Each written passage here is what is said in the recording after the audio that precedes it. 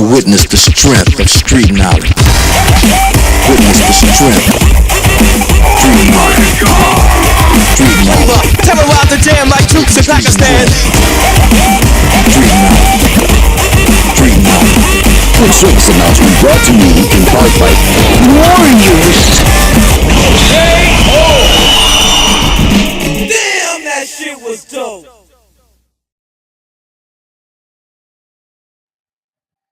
And welcome back to another Warrior Creed live stream with me, the radical Majid Nawaz. On your screens right about now is the title and topic for today's stream, and that is Labour using Palestine marches to ban protests ahead of forced digital ID. This stream should serve as advanced warning for all protesters of all stripes in this country, but especially the Palestine protesters, that you are about to be used as patsies by this Labour government led by the globalist traitor Keir Starmer and his Home Secretary Shabana Mahmood. You are about to be used as patsies in order to ban all protests, because what Keir Starmer really fears are not your protests, not least because his very Home Secretary who's seeking to ban those protests is pictured here attending them herself. What he really fears are the upcoming protests against his forced digital ID globalist technocracy agenda. And that's what today we're going to spend time unpacking for you all. It is a bit of an intervention. We are sending this urgent message to all Palestine protesters. You are about to be used as patsies to ban all protests, and we will show you the receipts. The important thing to remember is that Hamas has agreed to President Trump's 21-point peace plan, and the White House has announced Hamas agreement. And because Hamas has agreed to the ceasefire, thank you very much for your service, protesters. You may now go home. There is very little point in carrying on, unless, of course, you're aware that you're going to be used as patsies to ban all protests, especially the anti-digital technocracy protests that this country will be hit with if Keir Starmer does go ahead and seek to introduce his mandatory digital ID. Now, of course, if you're aware of that and you continue to protest, then perhaps you are willingly, not gullibly, but willingly being used for the globalist agenda. But on the assumption that you are sincere and genuinely care about the human rights causes that you espouse, then now would be the time for you to stop your daily protests, because the line has already been met. Hamas has already agreed to the ceasefire. The war will come to an end. The ethnic cleansing of the Gazans inside Gaza will come to an end. And so the only benefit your continued protests will bring is that they will be used and weaponized by Keir Starmer's Labour government and by this woman, Shabana Mahmood, who herself attended your protests. They will be weaponized to ban all protests. And the political cartoon for today's stream is this one here on your screens right about now. It says, if you ban peaceful protests, protests will no longer be peaceful. Dope. And that's an image of Homer Simpson with Keir Starmer.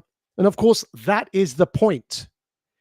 If you ban peaceful protests, protests will no longer be peaceful. The violence will be used as part of the Hegelian dialectic to further the cause of banning all protests. So any disruption and any violence and any even intimidation, real or perceived, that emerges from these Palestine protests will be used by Keir Starmer and his government, as they've already promised to do so, to bringing further and further restrictions on all of our rights to protest, so that they do, in the end, when you silence the people and deprive them of their right to be peacefully heard, people then end up losing patience and trust and faith that the system responds to their demands. And that's when violence erupts, and which suggests to you violence is the point in banning protests, because the violence only aids the narrative that they need to, quote, take back control of the streets. And that will aid the incremental march towards harsher and harsher state power against the population, so that by the time they bring in digital ID, there is no further ability left to protest. We're going to break all of this down for you bit by bit. So let's begin with how the Labour government under Shabana Mahmood has already promised to ban protests. We are sharing our screen with you now, and you can see, or should be able to see right about now, a headline that will pop up on your screens. And that is from the Times, London Times. We can read the date for you. The Times reports the 5th of October, that's 2 days ago, 2025. Headline there, you can see, police to get greater powers to ban repeated protests. Subheading, Shabana Mahmood made the announcement after the Met Police arrested almost 500 people on Saturday during pro-Palestinian demonstrations in London. That Times headline pretty much telling you what's going to happen, which is pretty much what we're telling you is going to happen. And we hope by now, at least for our regulars, but perhaps in environments beyond just our regular listeners and viewers, perhaps we've gained a bit of a reputation for being able to be ahead in this regard, in forecasting how events will be weaponized. And what we are suggesting, what the Times headline is telling you, is that Palestine protests will be weaponized to ban all protests. It's not even being hidden. Again, that's on your screens. We're reading the headline. Police to get greater powers to ban repeated protests. Shabana Mahmood, that's the Home Secretary under Keir Starmer's Labour, made the announcement after the Met Police arrested almost 500 people on Saturday during pro-Palestinian demonstrations in London. That was 2 days ago. Now I'm going to read from the article. And keep in mind, before we read that text, which is on your screens, just coming back onto your screen for a second, keep in mind that, of course, the context within which this is done has been the horrific anti-Semitic attack on the synagogue in Manchester. And so, of course, in that context, it becomes evident that there is a sufficient amount of emotional groundswell and genuine fear among Britain's Jewish community. And so they're now pushing the government to be harsher on the protests. Keir Starmer, who is a globalist traitor, would gladly use the Jewish fear that the terrorist attacker in Manchester helped to create. Keir Starmer, the globalist traitor, will gladly weaponize that Jewish fear. The Jewish fear, of course, that there's going to be a global intifada sparked against them, rendering them victims to be hunted across Europe in particular because of the heavy Muslim population all across Europe. That's a genuine fear after Manchester's synagogue attack that British Jews have. Keir Starmer, the globalist traitor, will weaponize that genuine fear for the purpose of bringing in his forced digital IDs and therefore his forced digital tyranny. And at this point, before we read what the Times says, because it's related to the Jewish community, at this point, it's important, incredibly important, for us to stress and emphasize to our fellow British Jews, our Jewish cousins, that your fears, though genuine, will not be resolved by taking this route, because when Keir Starmer bans all protests, weaponizing the violence and the destruction and the mayhem caused by some on the pro-Palestine protests, when he goes ahead and bans all protests, your own concerns about digital ID being able to mark every single aspect of your lives, which, by the way, is eerily reminiscent of the way in which Jews had to wear special identifying traits under Nazi Germany, or indeed, if criticizing the far right isn't your wheelhouse and criticizing instead the totalitarian far left is, it's a Chinese social credit system that Keir Starmer's digital ID and Brit card will seek to introduce. British Jews, like every other minority in this country and every free-thinking individual, and beyond that, every individual that cares about individual liberty, should be petrified at the idea of a digital ID being introduced into this country, because it will be permanent totalitarian and total control forever. Once it's in, the level of control that it will grant the state will become irreversible, reminiscent of the sad ending of George Orwell's 1984, where the protagonist Winston has literally no escape from the total surveillance state. That's what digital ID will bring about. And we put it to our Jewish cousins, just like we suggest to every other minority and non-minority in this country and around the world, including our fellow Muslims, that fearing the totalitarian digital ID run Chinese social credit system state technocracy should be a larger concern, a bigger concern for you than anything you're currently dealing with. Of course, all the fear and concerns around the current circumstances are also incredibly serious. The reason it's worse, the digital technocracy is worse, is because once instituted, it's permanent and irreversible, and it will forever change the history and course and direction of our civilization. We will become permanent digital slaves. And that is no exaggeration. We're going to explain why over the course of this stream.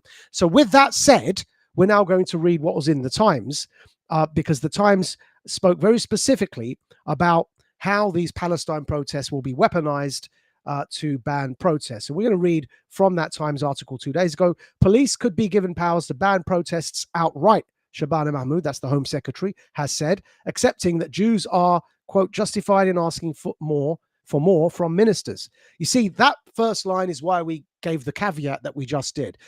Our view is that our fellow British Jews, Jewish cousins in Britain, should be more concerned about permanent technocracy even than they are about the current circumstances, which are concerning enough. We all have to be very, very careful with what we're dealing with here, lest we inadvertently introduce permanent tyranny due to our fear. Our fear is being weaponized. We're going to continue reading from the Times there. The Home Secretary said that officers would be able to curb repeat protests after organizers of pro-Palestine rallies refused to postpone demonstrations after the terrorist attack on a synagogue in Manchester on Thursday.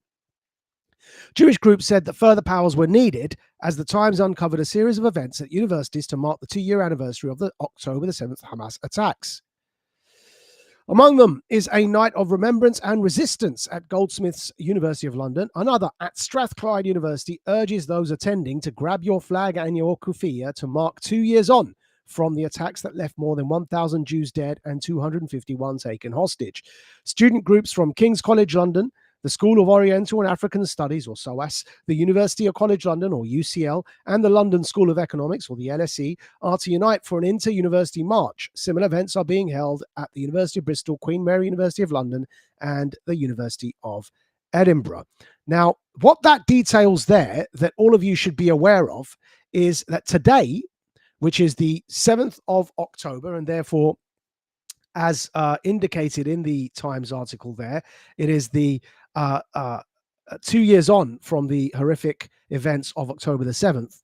Today, as you saw there, a whole bunch of University of London affiliated campuses, SOAS, my former university, the LSE, also my former university, the UCL, a whole bunch of them, Goldsmiths, all of these are part of the colleges of the University of London. Today, 2 years on from the October the 7th incident, the terrorist attacks, today these colleges and the students at them are organizing mass protests in the name of the Intifada on October the 7th. Now, I can understand how 21-year-old, 22-year-old students may be naive to the PR implications of what they're doing today.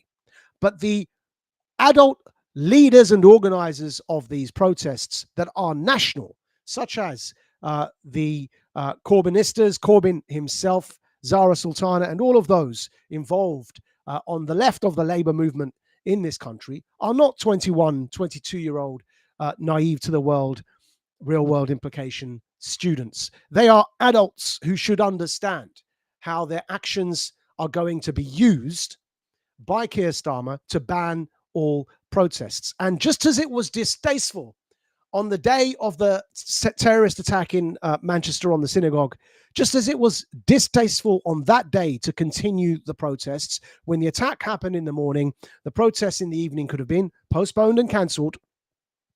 Just as that's distasteful, so is today on October the 7th for these protests to be celebrating the Intifada, because you have to understand how your actions are going to be weaponized, and secondly, how they are perceived by an understandably scared British Jewish community. Now, to say that the British Jews are understandably scared takes nothing away from the trauma faced by Palestinians, Gazans in particular, and those who support their cause. This is not an either-or situation. Both sides to this conflict can be and are extremely, extremely traumatized. And recognizing that also takes nothing away from the guilt of the violent parties in these conflicts. It's as easy to recognize that both sides are incredibly traumatized as it is to recognize that Hamas is a terrorist group that targets civilians for the purposes of achieving their political aims, and that Netanyahu is a war criminal who is engaged in war crimes such as ethnic cleansing in Gaza. You could argue both points without taking anything away from the understandable fear of Britain's Jewish communities and the understandable fear of Palestinians and those who support their plight as well. The point being made here is that the protests as organized today on October the 7th by the pro-Palestine marchers, in particular the students on campuses, should be aware that not every action that they do inevitably leads to a good outcome. Of course, otherwise they'd be infallible. So assuming you're not infallible, recognize that sometimes your actions may lead to bad outcomes, even with your good intentions.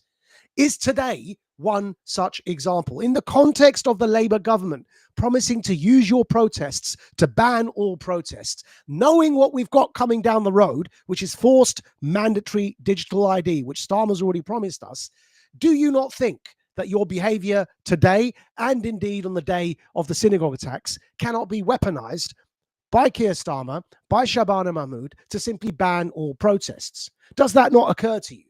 Is it not a possibility? And we put it to you that if it is a possibility, then perhaps you should consider right now, considering that Hamas has accepted Trump's proposed peace plan, the grand regional settlement for peace has now been accepted by all sides. They are, as we speak, ironing out the details, but it's looking quite optimistic, not because of hope, but because the strategic indicators are pointing to the fact that we are highly likely to be able to end the killing in Gaza. And Hamas, having accepted the 21-point peace plan, would now not be an opportune moment to end your daily and repeated protests so that you are not weaponized and turned into patsies by Keir Starmer's Labour government. So with that in mind, we're going to continue reading from the Times. The last paragraph now, that's fully back on your screens now. Anyone breaching the conditions of Shabana Mahmood's banned protests, anyone breaching the conditions would risk 6 months in jail and an unlimited fine. The powers would be added to the crime and policing bill, meaning they would not be available to police until next year. While Mahmood also said that she would carry out a separate review of existing legislation, which could lead to powers to ban protests outright. She faced calls to bring forward more radical measures. Right. So you're being told that the Home Secretary, two things you're being told. First of all, that she may well ban protests outright. And the second thing you're being told is that when she does that, it won't come into an effect until next year. So clearly by next year, your Palestine protests won't be continuing, because clearly by next year, Hamas, the Palestinian Authority, the Israelis, the Americans, and then the 8 Muslim majority countries involved in the Grand Regional Settlement for Peace would all have settled their terms. So banning protests outright now to come into an effect next year, which protests do you think that legislation that you've been used to bring about would seek to silence? The pro-Palestine protests will no longer be relevant. The protests they'd seek to silence, and let's make it very clear, Shabana Mahmood has no intention in the end of banning you guys because she attended your protests, as was on your screens just now. Really what she's trying to do is, for next year, looking ahead, make sure they have sufficient powers in place to ban what will be massive, huge national level and global level protests against the globalists' planned digital technocracy that all of you on the left or right seem to agree, thankfully, finally, both sides seem to agree that must not be allowed to go ahead, which, by the way, the globalists who aren't stupid also know that you both agree that they shouldn't be allowed to bring in digital ID. This is why they need to ban in advance the potential for all of you to come out on the streets opposing their desire to bring in digital ID. So they're going to ban it now so that by the time the powers come into force next year, by the time they've got round to bringing in Brick Card, the powers are already there and they can ban your protests. It's got very little to do with the Palestine protests that are ongoing. But of course, they will be weaponized, and the genuine fear in the British Jewish community, our Jewish cousins, will also be weaponized. And your pro-Palestine protests, all of you guys are patsies who will be weaponized to ban protests in Britain. It couldn't be clearer. The danger is evident, and it's coming down the line. We're going to continue down from the next article. This is in the Times today. Headlines, so 7th of October, headlined, Student Protests Live, Keir Starmer warns of total loss of humanity. The Prime Minister has described marches on the anniversary of October the 7th massacre as un-British and said anti-Semitism was a threat to the country's values. What you need to know. This is today's Times, folks. More than a dozen pro-Palestinian protests will be held at British universities on the anniversary of October the 7th attacks. So Keir Starmer has vowed to use the full force of the law against those who call for violence against Jews.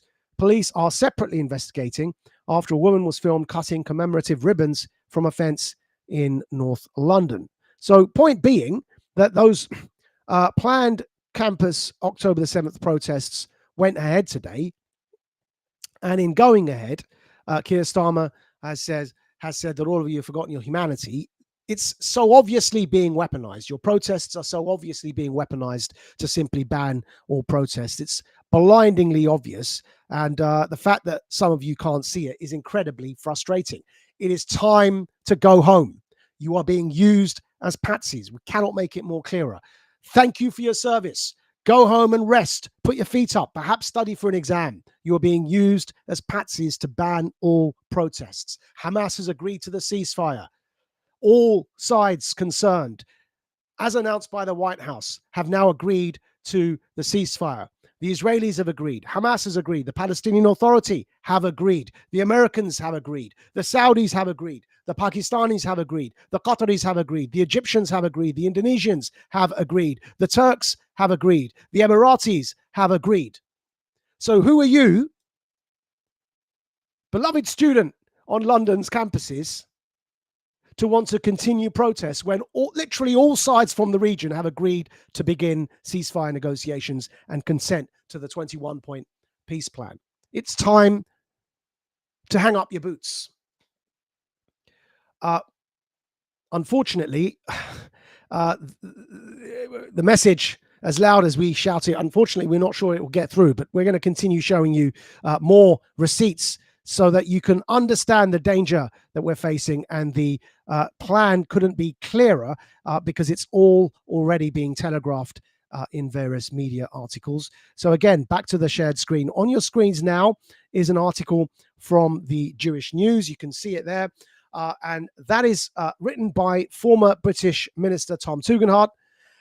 And it's an opinion piece in the Jewish News. And we'll just read it for you. It says, opinion. As a minister, I saw how police independence became a shield for inaction. Subheading. In an exclusive article for Jewish News, Tom Tugendhat says policing must shift from full operational independence to operational direction. Politicians shouldn't have power to order arrests, but, he says, and this is the key part, democratic accountability should extend to strategic priorities. To the strategic priorities of who? Of the police. Now, that is by the Member of Parliament, Right Honourable Tom Tugendhat MP, a former minister under the Conservative government. And we're going to continue reading just to explain exactly what he's asked for from the 4th of October in the Jewish News. And here are extracts from the article. Listen very carefully. Policing must shift from full operational independence to operational direction. Politicians should have no power to order arrests, but instead, democratic accountability should extend to strategic priorities. What does he mean by that? Well, we're going to unpack it further. Continuing to read. When senior officials can ignore legitimate ministerial priorities, the organs of the state are acting without a democratic mandate. Operational independence of the police he's talking about, mind you, yeah? Operational independence of the police. In other words, the police being independent to decide how to operate and which protests to clamp down on, which to arrest, which to temporarily restrict, which to suspend, which protests to allow. Those sorts of operational decisions currently belong to the police. Tom Tugendhat is arguing that operational decision-making ability should no longer be owned independently by the police, but that politicians should have the right to set those operational priorities and strategy on behalf of the police, so that the police have no choice but to follow the operational guidelines set by the politicians for them.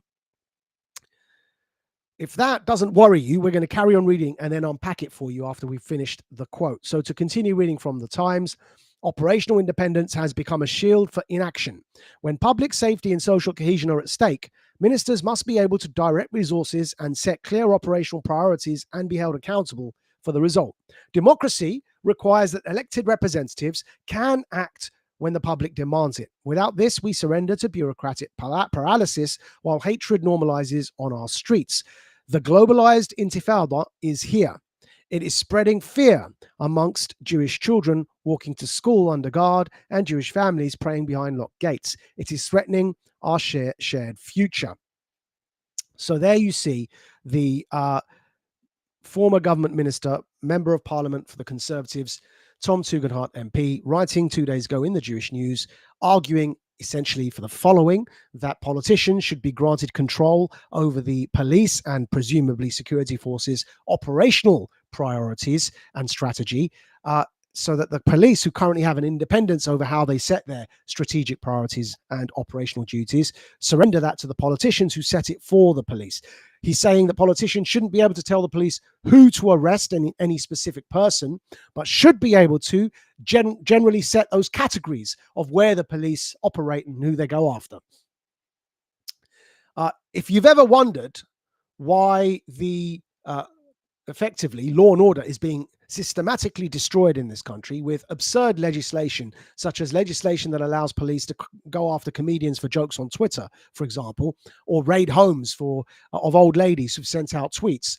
The deliberate and systematic erosion of the rule of law in this country and the emergence or appearance of what what appears to have emerged of the two-tier justice system has been done deliberately to erode your trust in the police's abilities to set their own operational priorities because of the chaotic legislation, so that the state can eventually come in and usurp the decision-making right of the police in their operational priorities and hand that right over to the state, so that the politicians can instead set the operational priorities for the police. Now, imagine we've gone back to COVID, and imagine sufficient numbers of the public began resisting forced injections every 6 months. At some point, there would be a danger that the police would stop enforcing the absurd laws, and especially if they saw the level of public support behind them. This kind of policy that Tom Tugendhat had suggested would prevent the police from deprioritizing arresting you for not having an injection every 6 months. And if the politicians deemed fit, as they did during COVID, evidently, those of us who lived through it clearly remember, if you were 3-4 years ago, if you weren't yet a teenager, perhaps having your own experiences with these things, speak to somebody who's only 3-4 years older than you, and they'll tell you what it was like. But most adults watching this stream will remember how all over the world, in a synchronized manner, globalists managed to tell us that if we do not get injected every 6 months with a concoction that was not tried nor tested, a mysterious concoction that they called a vaccine, and if we did not get injected every 6 months with it, we were at risk of losing our jobs. We were at risk of being unable to purchase, unable to travel, unable to leave our homes. All of that was put out in the media. If the police had operational control over if politicians had operational control over the police's operational strategy, they would be able to prevent the police from deprioritizing enforcing COVID mandates and instead insist that that would be the number one priority. The problem here isn't that the idea is rooted in a good intention and perhaps even has some merit to it. The good intention being that British Jews are genuinely scared, and some merit being, of course, it would allow them to steer police away operationally from enforcing ridiculous things such as hate speech laws. So it's founded, Tom Tugendhat's idea is founded in good intention with some merit to it. The problem, of course, with all these things is whenever you give the state more power, the question always arises, well, what if it doesn't go the way you intended? It's always a double-edged sword. What if it went the other way? And the rest of this stream is going to be dedicated to exactly what could happen if it went the other way. And we know during COVID, it did go the other way. State power was instead not used to protect us, help us, and liberate us. State power was used to coerce us, to intimidate us, and to scare us. Continuing to read from the receipts we promised you. So here is an example of a user who has realized the danger.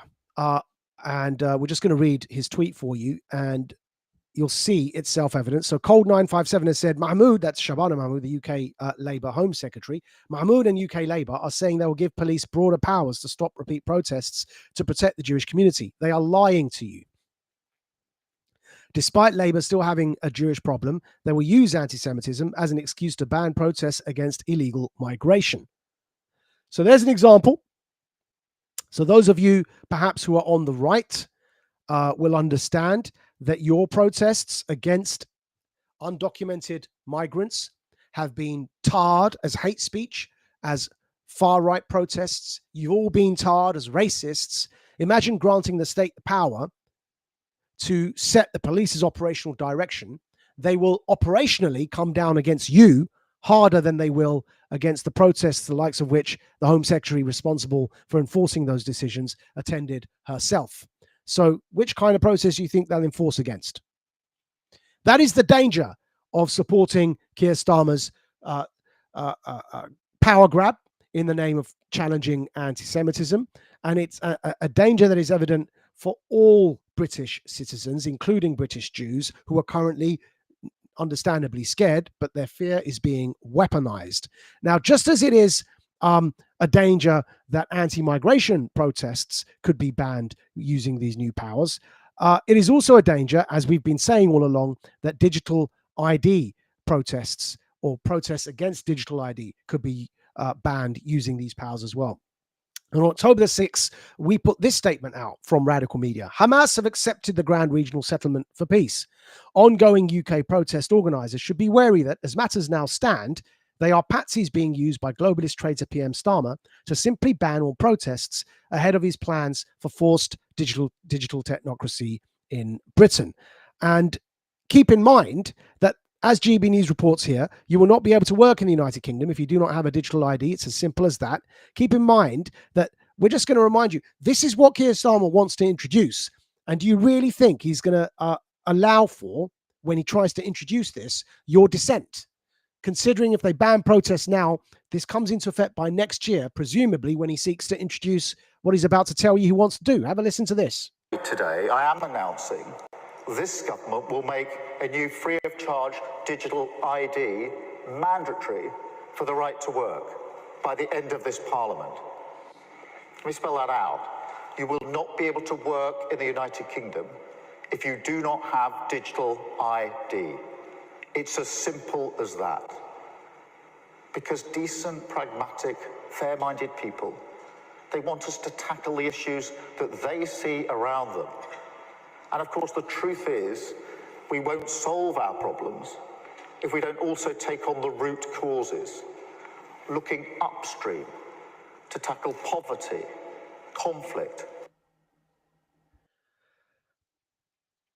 Now, it's clear by now that digital ID will not solve the issue of undocumented migration. It simply will not solve it because already those ID cards are introduced in countries such as Germany and France.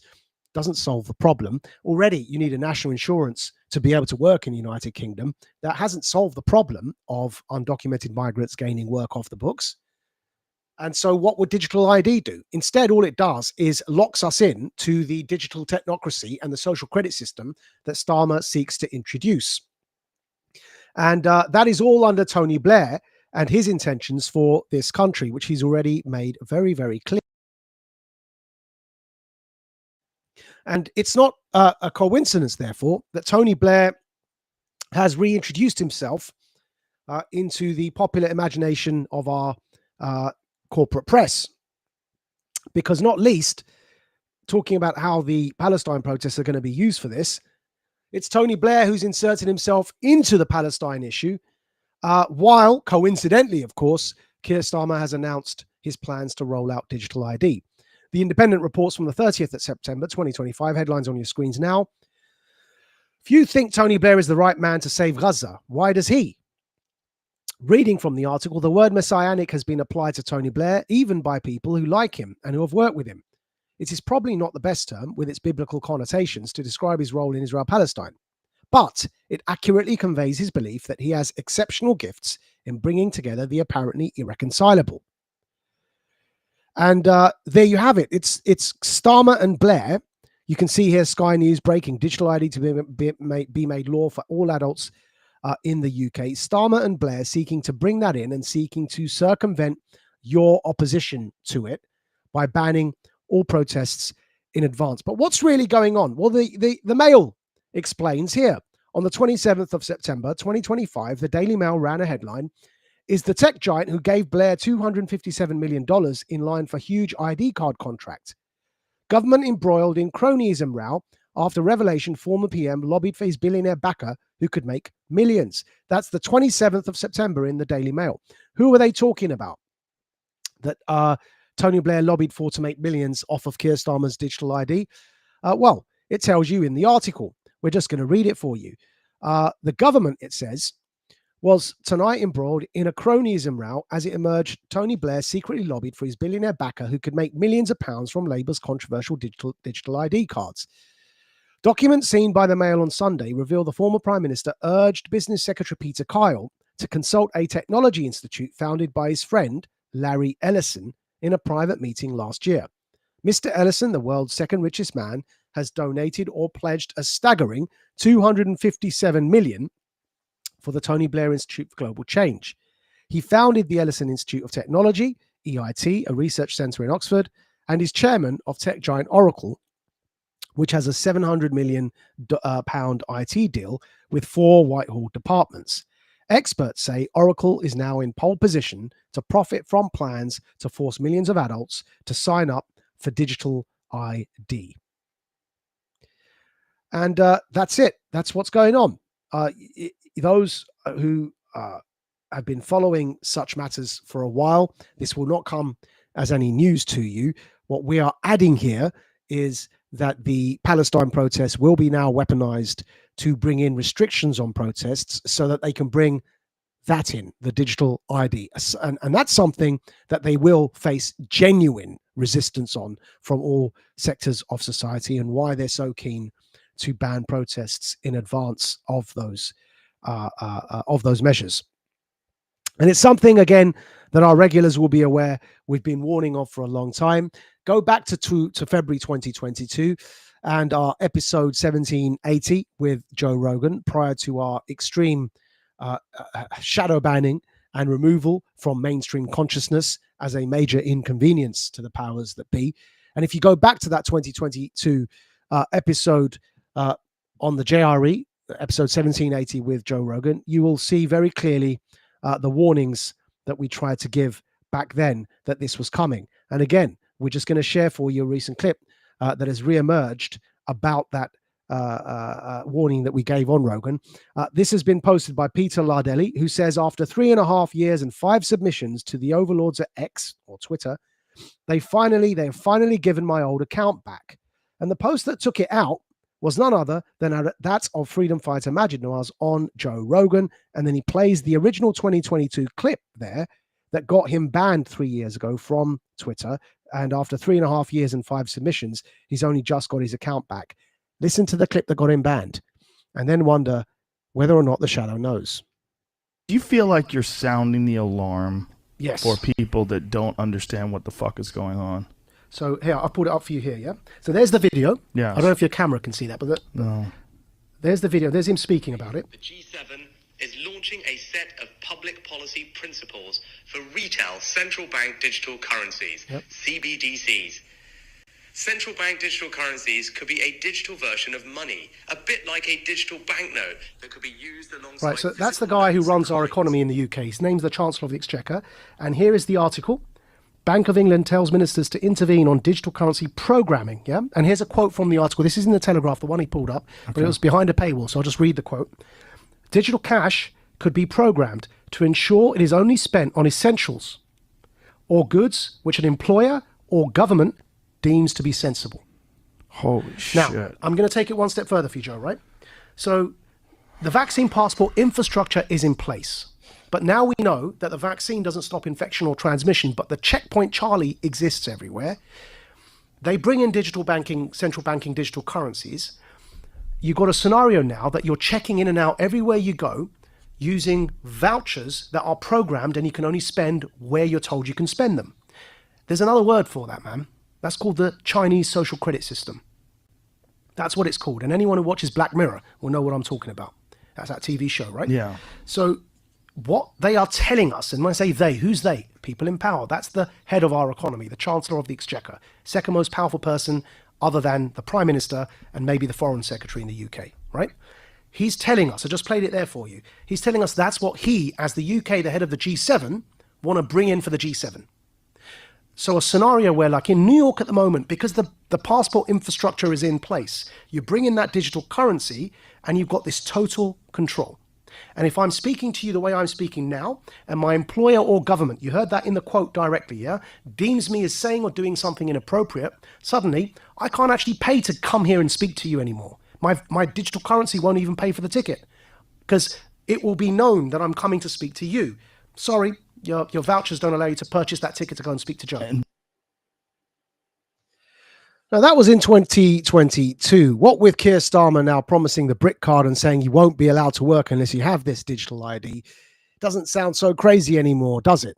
Unfortunately, that's where we are. And it's why we ask everybody to take it seriously, this warning that we're giving over the course of this stream, that your Palestine protests will be used to ban all protests in order to ban in advance the genuinely popular sentiment against all of this, against digital IDs, when Keir Starmer tries to bring it all in. And the reason we say genuinely popular is, again, because as you can see on your screens, and as we mentioned earlier, this is one of those topics that has managed to unite both the left and the right. In other words, unite the country. It is a genuinely unifying opposition. Here's Jeremy Corbyn on your screens. We'll bring up right now. Here's Jeremy Corbyn, leader of the Corbynista far left faction. There was a breakaway faction from Labour. Here he is opposing digital IDs. I firmly oppose the government's plans for compulsory digital ID cards, he says on the 25th. This isn't 25th of September. This is an affront to our civil liberties and will make the lives of minorities even more difficult and dangerous. It is excessive state interference and it must be resisted. So that's Jeremy Corbyn opposing it. But of course, as we said to you, it isn't just Corbyn that opposed digital IDs. It's people on the left and the right. And this is why Keir Starmer fears it so much, because it will unify the left and the right against the incumbent government, the Labour Party government, but also against the Tories, who also, remember, as we just demonstrated from our Joe Rogan episode in 2022, the Tories with Rishi Sunak as the Chancellor of the Exchequer also tried to bring this in. This isn't a Labour-Tory thing.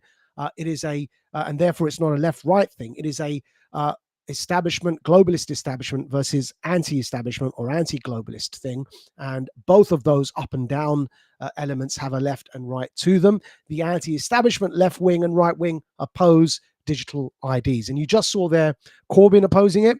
But of course, it's not just Corbyn, as we've just been explaining, but also Nigel Farage opposes it from the populist right. And here he is saying, say no to a digital ID. That's again, September the 25th. Notice the same date as Jeremy Corbyn. Farage also opposes it, September the 25th. And here is Farage on video explaining exactly why he opposes it. It says we must have digital ID. That's the way we'll stop illegal immigration. Well, think about it. Germany has ID cards, strict ID and checks. It's made no difference at all in Germany, and nor will it here. All that digital ID will be is a means of controlling the population, of telling us what we can and can't do, of fining the innocent. And didn't we see it all when we had the pandemic, when you had to have vaccine ID to travel, to do various things? Did that stop the COVID pandemic spreading? Did it help? All it did was put cost and inconvenience on everybody else. I also worry about massive data banks being held by the government, being hacked by foreign governments, by private companies, by criminals. I do not see a single benefit to the government having digital ID other than them controlling what we do, what we spend, and where we go. And we, in Reform, are wholly opposed to it in every single way. Well, thankfully, clearly, it looks that from that episode 1780 on Rogan back in February 2022, the message has spread far and wide. We're in a much better place now than we were during the horrific, terrible time, the depressing time of the global COVID mandates and lockdown phase. The public is a lot more awake, and so one hopes better equipped to actually stop it this time around. And even columns in the Times are beginning to warn against the incremental state tyranny, or the incrementally increasing state tyranny. So from, again, today's Times, written, as you can see there, by Sonia Soda, and she, in an article, opinion column, headlined, "Think Twice Before Giving Police More Powers." Subheading, "Home Secretary wants to restrict hateful Gaza protests, but that won't make us more tolerant." It's worth reading the article. We're just going to read some extracts from it for you, because it's making all the points that need to be made. And so we'll just read it as we go through it. The right to peaceful protest is a fundamental democratic right protected by law, but it is a qualified right. The government can impose limits so long as it is a proportionate way of achieving legitimate aims, such as a national security, public safety and order, or protecting the rights of others. Banning a march altogether requires approval by the Home Secretary and is highly unusual. 24 marches have been banned in the past 30 years, including 21 by far-right groups such as the BNP and the National Front. But the police already have a range of powers, expanded significantly by the Conservatives in 2022, to put advanced limitations on planned protests if they reasonably believe they are likely to result in serious public disorder, serious damage to property, or serious disruption to the life of the community. Now, there's 2 points so far from what we've read that we'd like to draw to your attention. The first is that only 24 protests have ever been completely banned in this country, but interestingly, 21 of them were those labeled far right. So if you're on the right and you're listening to this, do fear that you will be disproportionately policed against, because last I checked, the overriding concern we had in the 90s and the early noughties in this country, or the late 90s, let's say, and all of the noughties, was jihadist terrorism. And up until recently, before Hezbollah was prescribed as a terrorist organization, and before Hamas was prescribed as a terrorist organization, pro-jihadi rallies and marches and protests in the name of both of those two terrorist organizations were regularly occurring on the streets of London. I know because I spoke with the campaign against anti-Semitism against one such Hezbollah protest in London. A photo of me doing so is still up online. Somebody raised an Israeli flag behind me when I was speaking. You can still find it. The reason I was speaking is because at the time, the terrorist group Hezbollah was murdering innocent Sunni Muslim Syrian people in defense of the Assad regime. But the reason we're making this point here is if 21 out of the only 24 protests in this country that have ever been banned by the government, if 21 of those 24 are far-right protests, it makes you wonder, how many pro-jihadi protests before Hezbollah and Hamas were banned as terrorist groups in this country went on, and the government simply chose never to ban them? But instead, 21 out of the 24 protests that were banned were deemed far-right. Now, you hear accusations of two-tier policing, but just that statistic alone, when everybody listening will know, surely, that there surely was a huge upsurge in pro-jihadi protests in Britain in the late 90s and through the noughties. And it's surprising that out of the 24 protests ever totally banned, 21 of them were deemed to be far right. Where were all those Where's all the bans on all those jihadi protests that took place? Already demonstrating that once you give such powers to the state, when it comes to enforcement, political biases will inevitably influence a lopsided or two-tier enforcement policy. It's dangerous handing the state so much power. They will be unable to resist the desire to editorialize how they use that power. And so it's incredibly important for those on the right to realize this as well. The second point in what we just read there is that police already have a range of powers expanded significantly by the Conservatives in 2022. They've already got so much power. Why do ministers want to expand it even further? Well, we'd argue that they're claiming that the current operational strategic direction of the police is nonsensical, when really the problem is that their legislation is nonsensical. Their legislation, such as the hate crime speech laws, are so broad that the police are being asked to arrest people, third parties, who are offended by something a second party has said to a first party. The offense of a third party is sufficient for police to arrest the offending person who cracked perhaps an off-color joke. You could be arrested for an off-color joke if a third party is offended at what you said and not the person you're saying the joke to.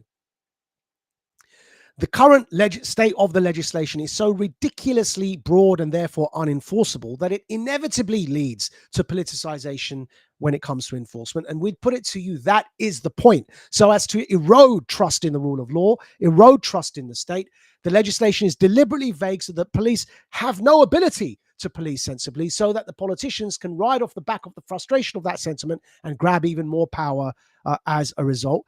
That's what Labour's doing. And it's important that everybody understands this. We're going to read from the next paragraph of the Times column in today's Times, opposing this measure again for you, because it makes some good points. To continue reading, again, here's the headline there. It's in the Times today. Think twice before giving police more powers. In 2023, Suella Braverman, the Conservative Home Secretary, tried to drop the threshold for police imposing limits, using powers delegated to her in the 2022 legislation. She essentially tried to redefine serious disruption as more than minor, a form of wording already rejected by the House of Lords. That would have constituted a big expansion in police powers, but it was ruled unlawful by the courts. So this paragraph demonstrating that there's been a history of both Labour and the Tories seeking to do this, seeking to leverage protests to simply gain more and more state power to ban protests. Do you remember the Just Stop Oil protests?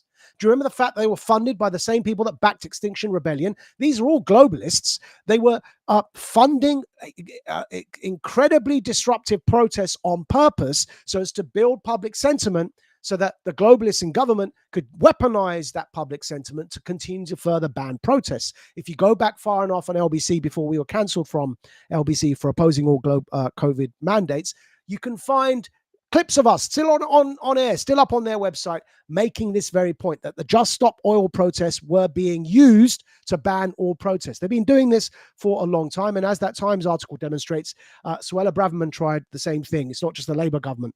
The Tories in government tried the same thing in 2023 under Suella Braverman, because actually it's about globalists up versus anti-globalists, the bottom. It's about people versus the state. And left and right, both of the up and the down have their own left and right. It is no longer about left and right. It's about up and down. And that's what they fear. And it's why they need to bring more power up so they can keep you down.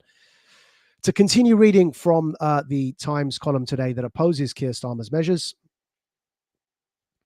Next paragraph. This is back to Labour now. Mahmoud's proposals, the Home Secretary under Keir Starmer, Shabana Mahmoud's proposals are more incremental than this. And unlike Braverman, she has pledged to put them before Parliament as primary legislation. In other words, just bring in more laws if you can't do it through statutory instruments. I think many will be sympathetic to the idea that it is legitimate to put limits on protests being held week in, week out, particularly when it is clear that so many members of a minority group quite reasonably find the hateful elements of these protests, such as chants about intifada, deeply intimidating. It would feel equally valid to impose place and time limits where far-right groups planning weekly rallies, with speakers endorsing racist conspiracy ideas, just such as the Great Replacement theory. Repeat protests also put a significant strain on police resources and capacity at a time when there are huge unmet demands on police time. Now, again, we're going to pause here because that line it demonstrates why we should have every sympathy for the concerns of our Jewish cousins, the British Jewish community, and why the problem isn't necessarily them demanding more be done. Of course, it becomes a problem, but actually you can empathize with why that's being done, because there's just been a terrorist attack on a synagogue in Manchester. You can see where they're coming from. They're scared. It's understandable. In fact, shouldn't just be understandable. You should sympathize and empathize with their fear. In fact, beyond that, you should be speaking out in their defense, because, of course, nobody wants to see a rise in anti-Semitic hate in Britain and across Europe. So the part of that paragraph, understandably, there are those concerns, and the concerns are sympathetic. But the issue is how they will be used to clamp down on all protests altogether. And we're going to read that from the next paragraph. There are risks, however. One is that the police misuse these new powers to clamp down on legitimate protest. In recent years, there have been big question marks of the police judgment when it comes to people's democratic expression, frontline and a strategic level. The police should be neutral, but the courts have found that in a contested area of democratic debate, such as gender and sex, they've been far too keen to unlawfully interfere with people's legitimate free speech. Sir Mark Rowley, the Metropolitan Police Commissioner, defended the armed arrest of the gender-critical comedian Graham Linehan for a crass social media joke on suspicion of inciting violence, on the basis it was legally required, brackets, it was not. Another risk is that the police succumb to political pressure to inappropriately restrict protest when politically expedient for the government of the day. It's always instructive to imagine how new powers could be exploited by a government with authoritarian tendencies. Perhaps by Prime Minister Farage cracking down on weekly protests against the government deporting friends and neighbours who have made lives in the UK on the basis that they had permanent right to live here, for example. Now you can see what's happened. The columnist has warned that these protests, that the Jewish community is demanding that these Palestine protests come to an end. The columnist is warning it's a double-edged sword, and that the same powers could be used against comedians such as Graham Linehan for cracking perhaps an off-color social media joke about gender identity, and then pivots to say, imagine if these powers were in the hands of an authoritarian such as quote-unquote Nigel Farage, and the damage that they could do with these powers. Now, if you're on the far left, fine. Imagine that all you like. We're not on the far left. What we'll tell you is you don't need to imagine it. And in fact, if you're on the far left, you've been part of the problem, because many of you chair-led it when it was time to oppose it yourselves. When are we talking about? Go back to the COVID mandate era. You don't need to imagine anything. These powers that the state has been usurping from us were weaponized and used against us ordinary citizens all over the world during the now perhaps almost without contest acknowledged errors of the COVID era, such as lockdowns, mask mandates, vaccine mandates. Very few are defending those measures anymore. Of course, we remember, having lost our job for it at the time, that it was not only a minority position to oppose those measures globally, it was a minority within minority position. And most people, including those who opposed lockdowns, thought that those opposing vaccine mandates were insane. Of course, we've all been vindicated. The minority within the minority have all been vindicated. You know, you don't get brownie points for claiming that you oppose lockdowns if you supported vaccine mandates, but some people are trying to claim those brownie points still. The truth is that people that opposed every single COVID mandate, from lockdowns to mask mandates to vaccine mandates, were people that did that were branded insane, even by anti-lockdown people. Very few are now defending any of that. So you don't need to imagine what the columnist has suggested there. Imagine a Nigel Farage premiership and Farage using this to ban protests and support his anti-migration agenda. You don't need to imagine that, because the fact is it already happened under COVID in ways that were already unimaginable until they happened. They were nightmare scenarios. So the fact is the state already has too much power, and it needs to be curtailed. So they are the dangers. We've been warning of these dangers for a long time. We do recommend everybody go back to episode 1780 of the Joe Rogan episode. But even then, if you don't want to go so far back, here is a post on your screens now from 2022. You can see it there. The date is highlighted in yellow, November 2022, where we've tweeted, Starmer is planning to betray you all to globalists.